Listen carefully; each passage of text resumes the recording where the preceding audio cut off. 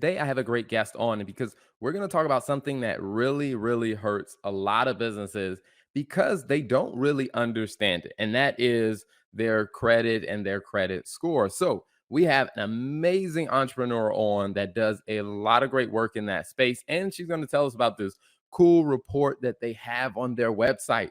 So, you definitely want to stay tuned for the episode. Welcome to another episode of the Finance and the Accounting Show. This is the place to go for small business owners. If you're looking for a great way to understand the finance and the accounting side of your business, you're in the right place. So stay tuned and enjoy the episode. So without further ado, let me bring in Bethany Finch. Welcome to the show. How are you doing? Good. How are you doing, Terrell?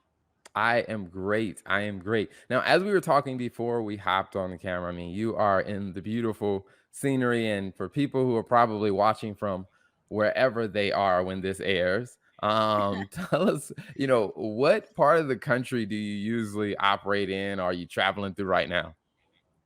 So we're actually 100% remote. So we travel wherever we want, when we want. And so today I'm actually in Kissimmee, Florida.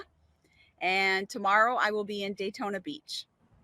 Nice, nice. I think it's like, no matter what time of year you're watching, when people hear about being in Florida, people just get jealous, period, because Florida seems to have, a fun, great weather all year round.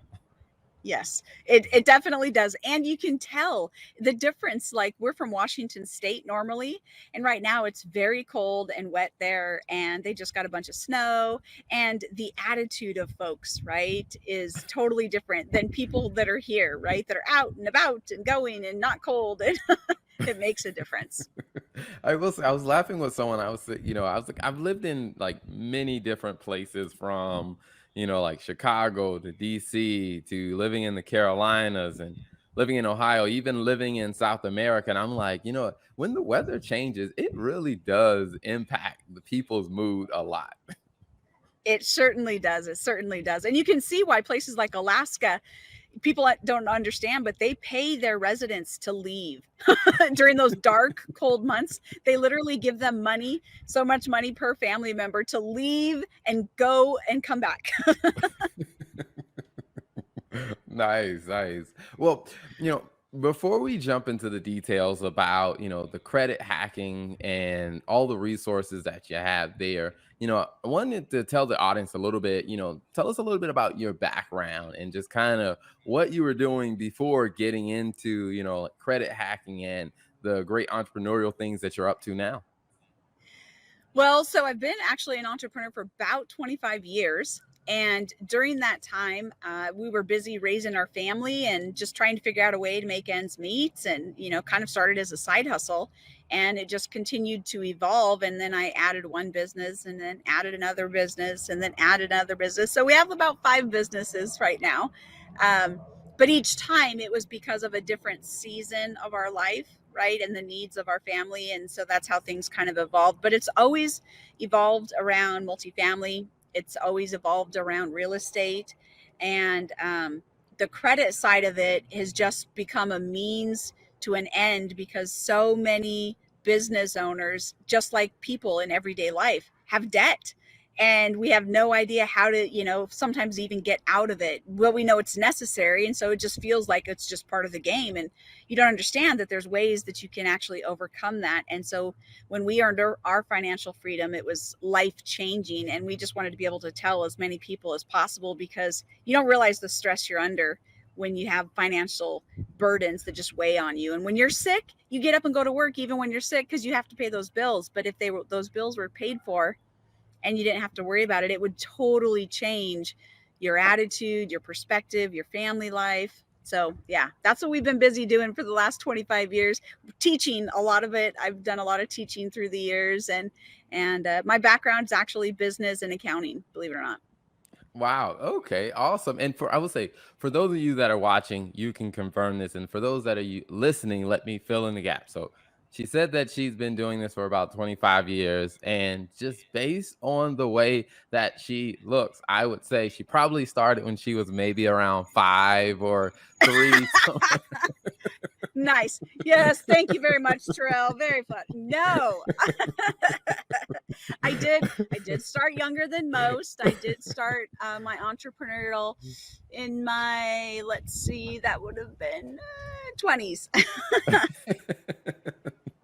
Gotcha, gotcha. Awesome. Well, one of the things that I find to be, very interesting for our entrepreneurship is, that level of experience, because that becomes a huge, huge win. Just the fact that you've been able to, be on an entrepreneurial journey for, more than 5 years, because the average business owner and average entrepreneur doesn't survive past 7 or 5 years. So the fact that you've been doing it for a while tells me a lot, that you've learned a lot, you've adjusted, and you've had to make a lot of adjustments as the market and your business change. So that is a huge thing, and congrats for that. Yes, it is very, very true because the most of the time, if I just got up and kept going, it would have continued to grow on its own. But most of the time, we go through our lives and we have these ups and down cycles, right? So sometimes you're working really hard and sometimes you're not working as hard. And a lot of it is just showing up. I just kept showing up and just kept showing up and didn't give up no matter what. My family, I always looked at it like my family was always counting on me. I was always trying to figure out a way to pay those bills and to keep, my family in a better situation than we were. So it always just kept, nope, I just got to keep showing up. Even if I didn't know what that day looked like or what it was going to happen, I just kept showing up. Awesome. I love it. I love it. Now, I want to dive a little bit more into, something we talked about kind of before we started, the camera rolling and everything, where, we talked about a lot of entrepreneurs that get into business don't realize like how important their credit will be to that journey that they're starting. And even some that have an idea to say, hey, I know credit's important. I have my credit, I have a good credit score, but one of the things we were talking about, sometimes like they still can't actually, utilize that credit or to get the funding they need. So as you begin to teach, what do you think starts to cause some of that misconception for people where they think their credit is really good, but then when they start working with you guys, they realize like, hey, there's some improvement that needs to happen here. Oh, yeah. So honestly, I think the biggest thing is it's not being taught in schools anymore. Back in the day, now you look way younger than me. So when I was in school, one of our requirements for one of our class, everybody had to like have a fake budget and learn how to balance, make a budget and have a checkbook and learn how to write checks and pay bills. And that was one of the classes that you had to do. It used to be called home economics. Now it's not even in the existence anymore. But that was the life skill class, right? And you had to learn how to, they didn't touch ever talk about credit even then. So credit was just starting to become something later on. And these were times when my parents were paying 20 and 25% interest on their mortgage. I mean, ridiculously high numbers that we can't even fathom right now. So that debt was huge. And that's all they could do. Now we've got a house and a car payment and sometimes two car payments, right? And then you have medical bills if you have a family, and if you're starting a business, there's always startup costs. So those bills and expenses add up. And so people don't see a way out other than, well, I can afford to pay $10 more a month.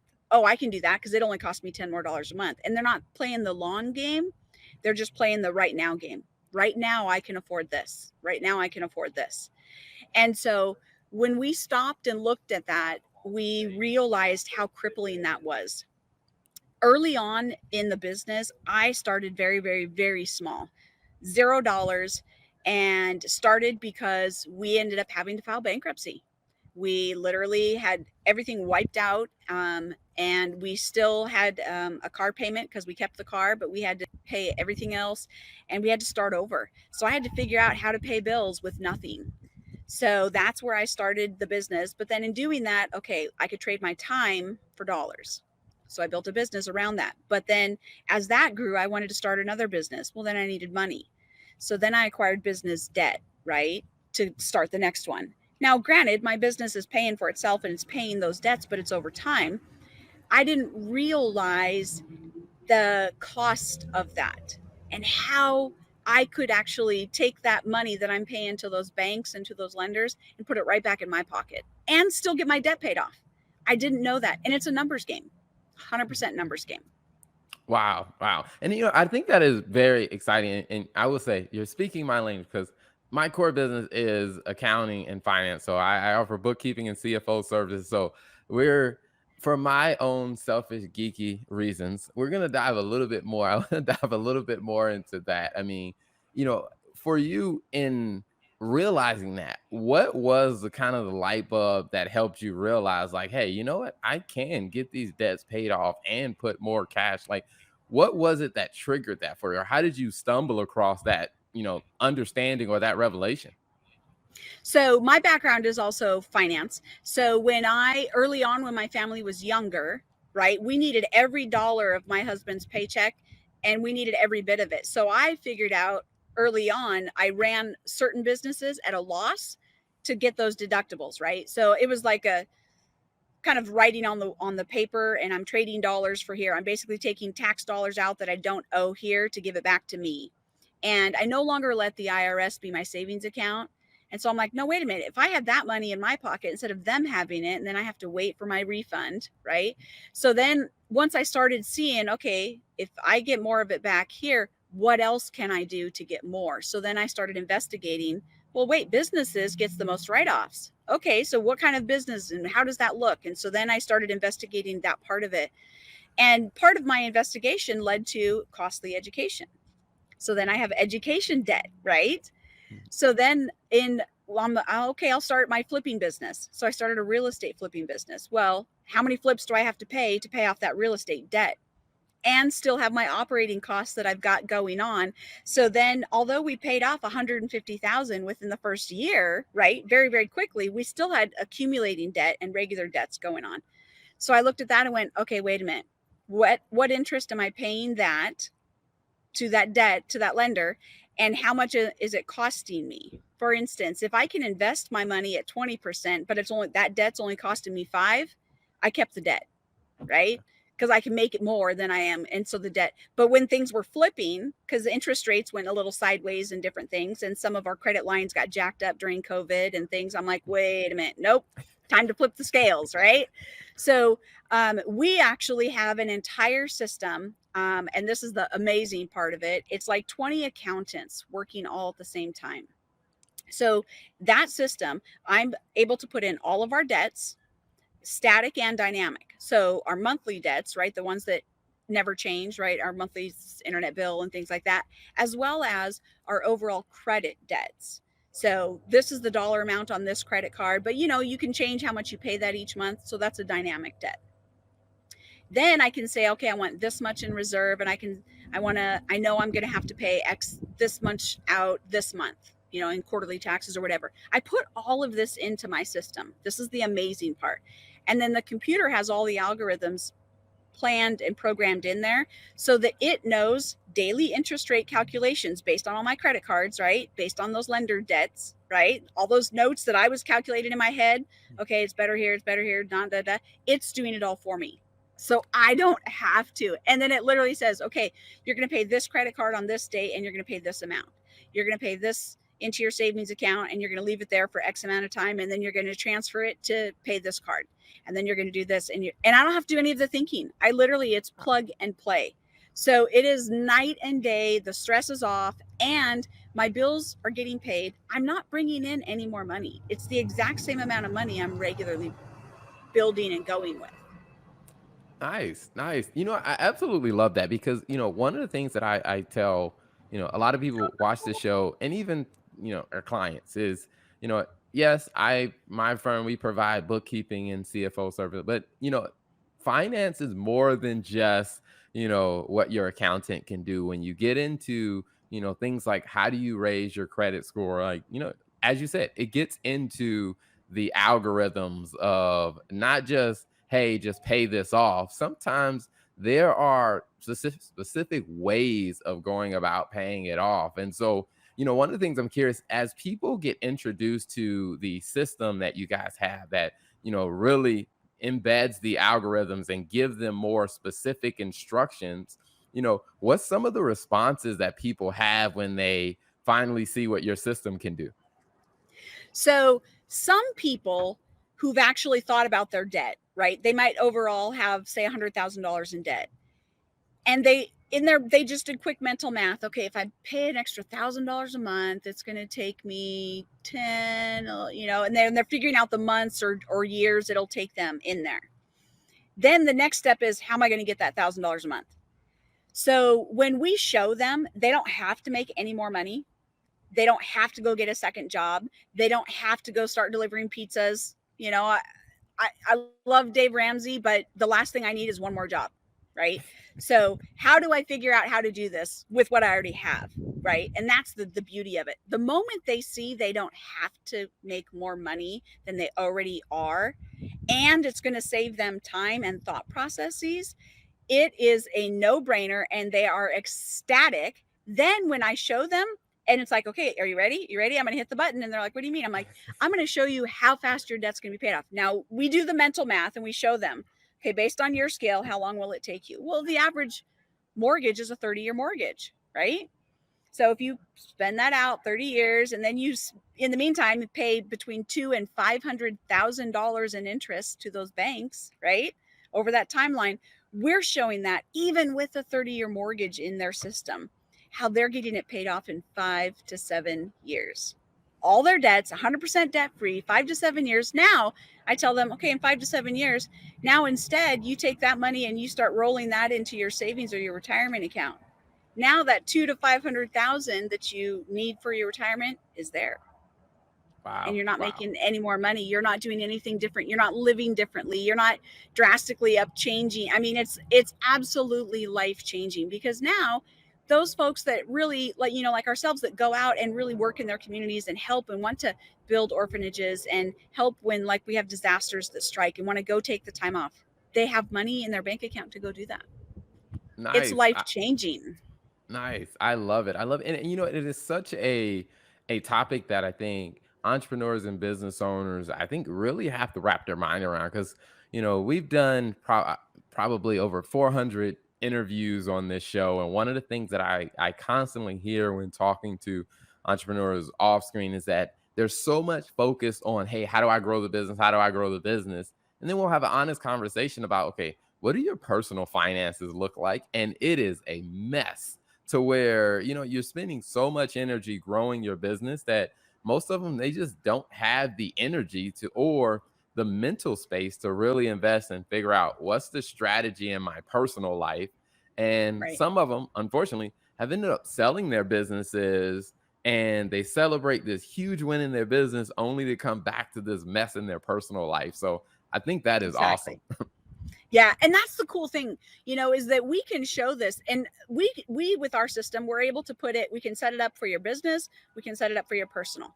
We can set it up for both, whatever the need is. And the great thing about that is, now when you have a plan in place, now you're just working your plan, but now you have an end goal. Now your mind and your eye is focused on something.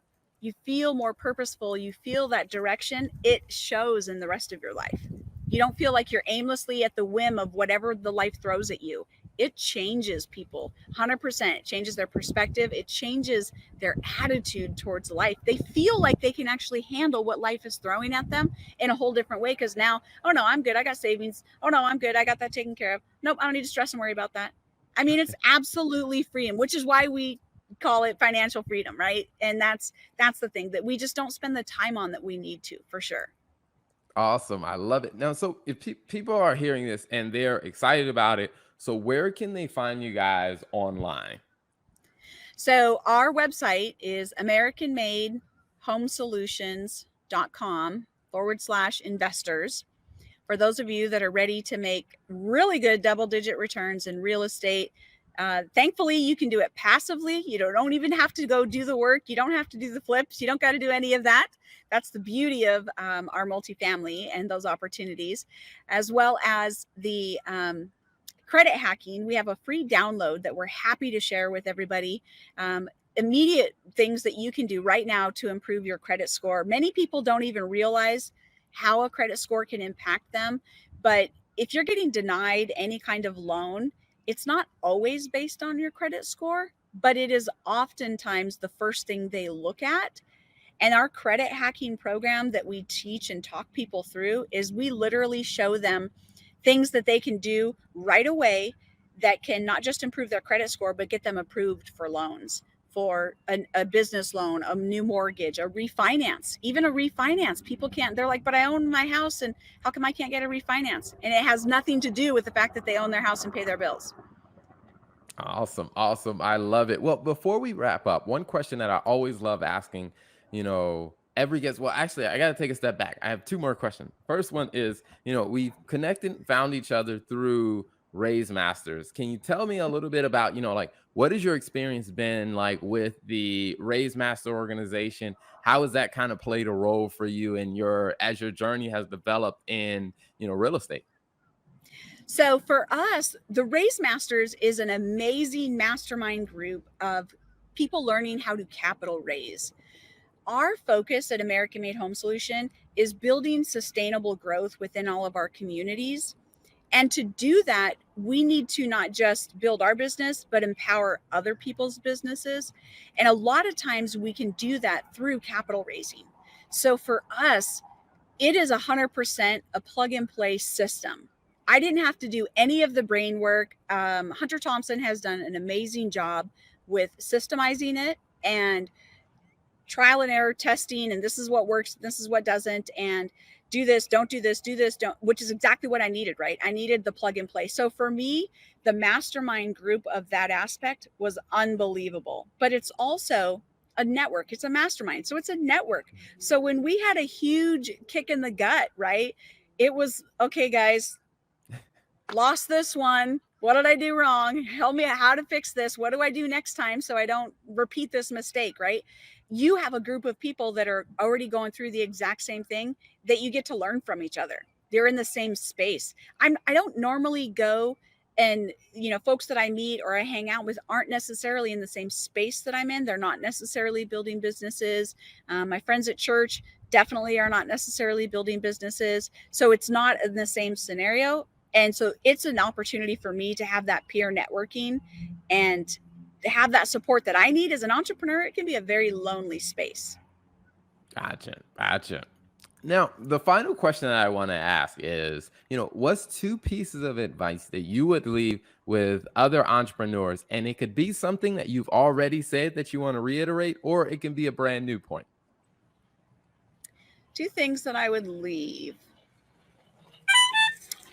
I would say the first thing is don't be afraid of debt, because debt is just a tool, and there's good and bad debt, and it is just a tool. And many businesses would have never got started if they were afraid to have debt. Too many times people kept saying, I'll save it, I'll save it, I'll save it. And when I have it, then I'll do it. And then they never do it. So don't be afraid of debt. It's just another tool. But I think on the flip side of it, we also can't be afraid of money. So many times, especially as a Christian, we hear, money is the root of all evil. That's not what the Bible says. The Bible actually says the love of money. There is a difference between my attitude towards money and loving it and just seeking it and idolizing it and going after, versus it's just a tool that I'm utilizing. If I pull out my debit card, I don't love my debit card just because I'm using it, right? There's a difference. And so when we recognize and have a good attitude towards money and keep that in the perspective, we no longer limit who we are and the capabilities. So the dreams and the things that we want to do, like for us as a business, we want to have the passive income coming in so that anytime there's disaster recovery, like right in Arkansas right now, we want to be able to pick up and just go and be there and not have to worry about the finances. So for us, we have to have a different attitude towards money, because we need to know that it needs to come in without us working for it. We need to change that thinking of trading time for money. And so for us, it's having the right attitude towards money. If you do those two things, you're gonna be pretty successful in most any of the businesses that you go out with. Seek the education by all means, because if you don't have that, get the education. We were willing to pay for our education, and hand over fist. We hit the ground running and we haven't stopped. Awesome. I love it. I love it. Well, Bethany, thank you so much for being an amazing guest on the show. It has been a pleasure having you. Thank you so much for having me. I appreciate it, Terrell.